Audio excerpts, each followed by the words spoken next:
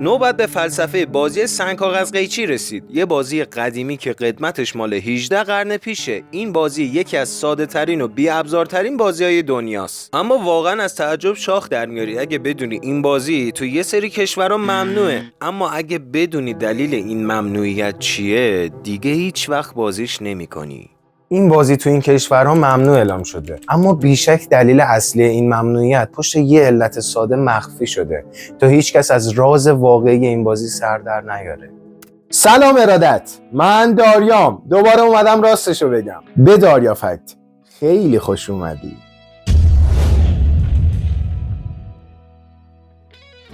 این بازی بظاهر ساده که حدود قرن سوم میلادی در زمان سلسله هان تو چین باستان خلق میشه همچین بی‌مفهوم هم نیست. اسم این بازی در چین شوشیلینگ به معنی فرمان با حرکات دست بود که بعدا به جیانزی بافوکویی به معنی قیچی پارچه چکش یا به عبارت دیگه همون سنگ کاغذ قیچی تغییر میکنه. اولین اسم این بازی که به معنی فرمان با حرکات دست بود نشون میده که رازهای بزرگ و خطرناکی پشتش پنهون شده که آخر ویدیو بهت میگم.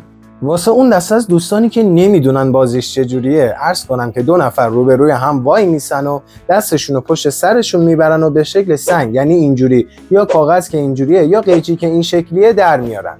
تو مرحله بعد وقتی با هم میگن سنگ کاغذ قیچی، یکی از این سه حالتی که از قبل انتخاب کرده بودن رو نمایش میدن.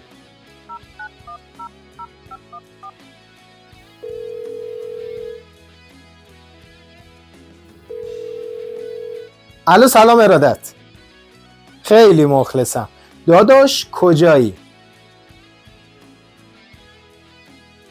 ای بابا میتونی خودتو جنگی جونم چی شده؟ بذار من جمله‌مو کامل بگم. ولش کن، باید سنگ کاغذ قیچی بازی کنیم. روانی من سر ضبط بودم، من از سر ضبط کشیده اینجا سنگ کاغذ قیچی بازی کنیم. دیگه ویدیو این بازی یکم جدیه، لازم بود که بیای. خیلی خوب، عوضش ویدیوی بازی بعدی قراره کلی بخندیم و خاطراتتون رو بیارم جلو چشاتون. خب بریم. سنگ کاغذ قیچی، سنگ کاغذ قیچی، سنگ کاغذ قیچی. تعادل بزرگترین فلسفه بازی سنگ کاغذ قیچیه، همون فلسفه‌ای که آیین دائوئیسم بر پایه اون استواره.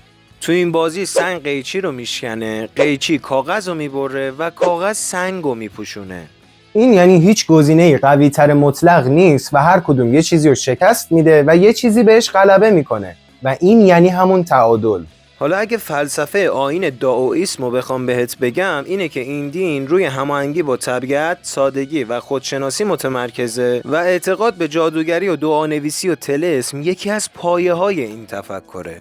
از بحث بازی سنگ کاغذ قیچی که دور نشیم، باید بدونی که این بازی یه چرخه بی‌پایان از تعادله و مفهومش اینه که قدرت نسبیه و هیچکس همیشه به طور دائم برنده نیست.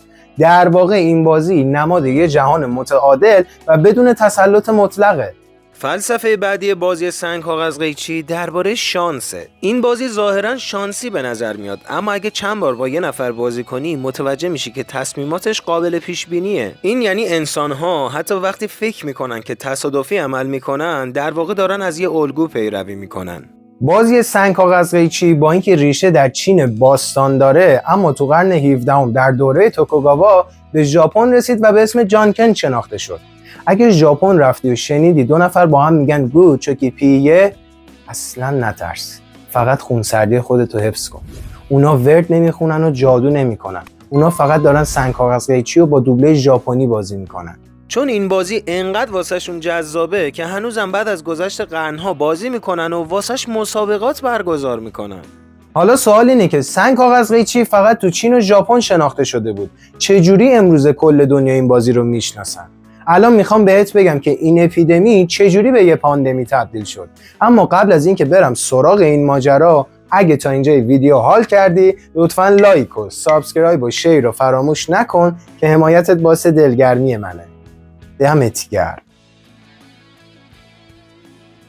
منابع تاریخی نشون میدن که انتقال این بازی به غرب و گسترشش تو دنیا توسط ژاپنیا انجام شده و اولین استفاده رسمی از واژه‌های راک پیپر سیزرز در منابع انگلیسی بوده و به دهه 1920 برمیگرده.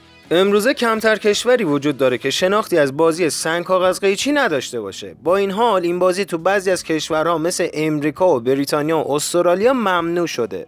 این بازی تو این کشورها ممنوع اعلام شده، اما نه همه جا. این کشورها فقط بازی سنگ کاغذ قیچی رو تو یه سری مدارس ممنوع کردن. دلیل این محدودیت هم اختلاف و درگیری و شرط بندی‌های کوچیکی بوده که بین بچه‌ها ایجاد می‌شده. خلاصه تو یه سری مدرسه های اینجا امکانات ضعیفه و بچه ها باید با همچین بازی سرگرم بشن. اونجا که امکاناتش اصلا نمیذاره به سنگ کاغذ قیچی فکر کنی. این بازی‌ها مال موقعی بوده که خبری از ایکس باکس و اینجور کنسولا نبوده، اما الان حرف اول بازی‌های این نسل میزنه که به نظرم واقعا واجبه بدونی سیر تکاملی بازی‌ها از کجا به اینجا رسید. به خاطر همین این ویدیو رو حتما تماشا کن که بهت گفتم بازی‌ها از کجا اومده و به کجا داره میره. اگه یادت باشه گفتم بزرگترین فلسفه سنگ کاغذ قیچی تعادله. شناخته شده ترین نماد جهانی تعادل هم نماد یینگ یانگه که تو آیین دائوئیسم ازش استفاده میشه. آیینی که طلسم و جادو یکی از پایه‌های فکری اونه.